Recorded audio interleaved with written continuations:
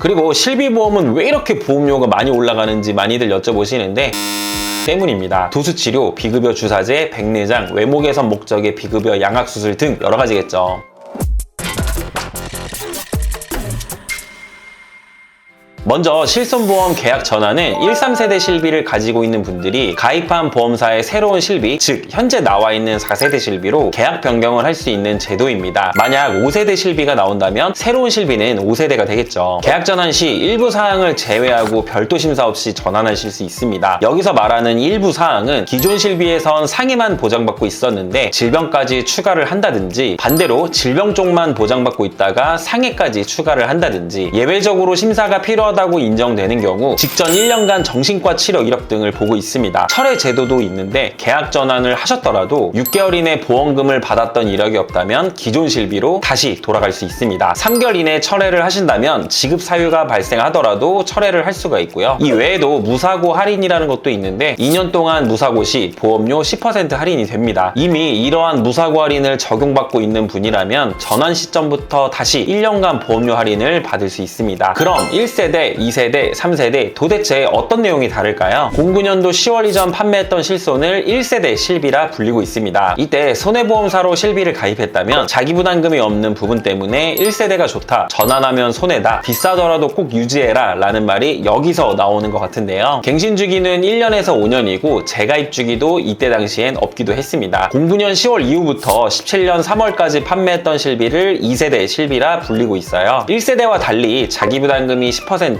20%로 늘어났는데요. 갱신주기도 이때 당시엔 1에서 3년으로 바뀌고 없었던 재가입주기도 이때부터 생겼습니다. 17년도 4월부터 21년 6월까지 판매했던 실비를 3세대 실비라 불리고 있어요. 비급여 3종인 도수치료, 체외 충격파 치료, 비급여 주사 등 이때부터 30%로 본인 부담금이 늘어났습니다. 급여는 10%, 비급여는 20% 자기부담금이 있었고요. 현재 나와 있는 4세대 실비는 21년 7월부터 판매하고 있고 급여 20%, 비급여 30% 본인 부담금으로 늘어났습니다. 건강보험 정책과 의료 환경 변화에 대응하기 위해 재가입 주기는 기존 15년에서 5년으로 줄어들었고요. 금융감독원 보도 자료에 의하면 40세 남성 21년도 실비 보험료를 봤을 때 1세대는 4세대는 1877원으로 31,590원 정도 차이가 있습니다. 1년으로 계산하면 차액금이 379,080원이죠. 그럼 4세대 실비로 전환을 해야 하는 건가? 라는 부분은 보험 가입자마다 상황이 전부 다르기 때문에 보장되는 항목과 보장하지 않는 항목을 자세히 살펴보는 게 좋겠습니다. 한방치료는 표준화 이전 1세대 실비에선 통원치료는 보상이 안 되고 입원 시엔 보상이 됐습니다. 하지만 표준화 이후 2세대, 3세대, 4세대에서는 급여 부분이 보상이 가능하고요. 이 말은 통원도 보장됩니다. 된다는 거죠. 이 부분은 표준화 이후 실비가 더 좋아 보이는데 치과치료는 2세대부터 급여만 보상이 가능하고 1세대 실비는 상해만 보장하고 질병은 보장 제외됩니다. 보통 치과치료하러 치과에 가면 충치치료하는 경우가 많지 다쳐서 치과치료를 하는 경우는 흔치 않잖아요. 그래서 이 부분도 2세대, 3세대, 4세대 표준화 이후 실비가 더 좋은 것 같습니다. 그리고 치질 수술 역시 1세대는 보장 제외됩니다. 2세대부터는 가능해졌고요. 성병과 HIV는 실비에서 제외되는 항목입니다. 단 진료 중에 혈액에 의한 감염은 보상받을 수 있고요. 그럼 이렇게까지 봤을 때 1세대의 실비의 장점은 없는 걸까? 아닙니다. 1세대는 해외에서 진료를 받아도 40% 보상받을 수 있어요. 2세대부터는 이 부분은 보장되지 않습니다. 어르신분들이 가장 많이 하는 걱정거리가 허리디스크, 목디스크, 신경계 질환 이런 쪽을 많이 걱정하시는데 이 부분은 2세대부터 보장받을 수 있지만 1세대 실비는 보험사별로 되는 곳이 있고 안 되는 곳이 있고 다를 수 있는 부분이라 가입하신 약관을 자세히 읽어보셔야 합니다. 선천성 질환도 마찬가지고요. 선천성 뇌질환은 4세대 실비에선 태아 때 가입한 태아보험에 한해 급여 부분만 보장이 가능한데 이런 부분을 보더라도 태아보험 가입할 때 꼭 실비보험을 같이 가입해 주셔야 하는 이유가 됩니다. 그리고 비만의 경우 단순 비만은 보장이 안 되지만 치료 목적의 비만이라면 1세대와 4세대에서는 급여 부분만 보장이 가능하네요. 2세대, 3세대에서는 급여 수술 및 당뇨 합병증도 보장이 되고요. 피부질환은 1세대, 4세대에서는 급여 보장은 가능하지만 2세대, 3세대는 보장되지 않습니다. 선천성 비신생물성 모반은 2016년도 1월 실비부터 4세대 실비에서도 보장받을 수 있고요. 태아 시기에 가입했을 때만 보장이 가능합니다. 그리고 습관적 유산, 불임, 인공수정, 관련 합병증 이런 부분은 4세대 실비 급여 부분만 보장이 가능하지만 가입하고 2년 이내 발생한 치료비에 대해선 보장받을 수 없습니다. 그리고 산재보험이나 자동차 보험에서 보장하지 않는 본인 부담 의료비는 15년도 12월까지 실비에서 40% 보상이 가능하고 16년도 1월 실비부터는 본인 부담 의료비 보상이니 현 4세대 실비는 70% 보장이 가능하죠. 그래서 과거보다 좋아진 부분이 이런 겁니다. 비급여 시력 교정술은 16년도 1월부터 보상되지 않습니다. 백내장 수술을 하려는 분들은 이 점 체크해 주시면 될 것 같고요. 그리고 응급실의 경우는 비응급 환자여도 16년도 1월 이전 실손은 보장이 가능하지만 16년도 1월 이후 실손부터는 보장하지 않습니다. 단 큰 규모의 상급 종합병원이면 가능하고 4세대는 권역응급의료센터일 때만 보장받을 수 있습니다. 보건복지부 장관이 권역별로 지정한 상급 종합병원을 얘기합니다. 그리고 1세대 실비에선 치매가 회사별로 보장이 되는 곳도 있고 안 되는 곳도 있는데요. 정확한 내용은 각 보험사 약관을 참조하시면 됩니다. 그리고 2세대부터는 치매 보장이 가능해요. 정신질환의 경우 16년도 1월 실비부터 급여 보장이 되는데 15년도 12월까지 실손을 가지고 계신 분들 중 정신과 치료를 받을 생각이 있는 분들은 전환을 고려하는 것도 괜찮지 않을까 싶습니다. 보험료 인상의 주 원인이라 할 수 있는 도수치료, 체외 충격파 치료, 증식치료 등은 4세대 실손에선 10회 치료를 하면 병변 호전 시에 한해 추가로 보상이 가능하고요. 그러니 1세대, 2세대, 3세대 실손을 유지 중인 분들 중 도수치료를 받고 있다던가 앞으로 받을 계획이 있는 분들은 기존 실비로 보장받는 게 유리할 수 있는 거죠. 2번 통원의 보장 기간을 말씀드리면 1세대 실비는 365일 입원 치료를 하고 6개월이 경과되면 최초의 입원과 동일한 기준으로 다시 보장받을 수 있습니다. 통원 치료는 1년 이내 30회 한도가 있고 최종 통원일로부터 6개월이 지난 시점부터 다시 보장받을 수 있고요. 16년도 1월 실비부터는 입원 시 보험 가입 금액까지 보장 가능합니다. 보통 이때 실비를 유지 중인 분들은 5천만 원으로 가입되어 있을 거예요. 이거 다 쓰시고 보장 한도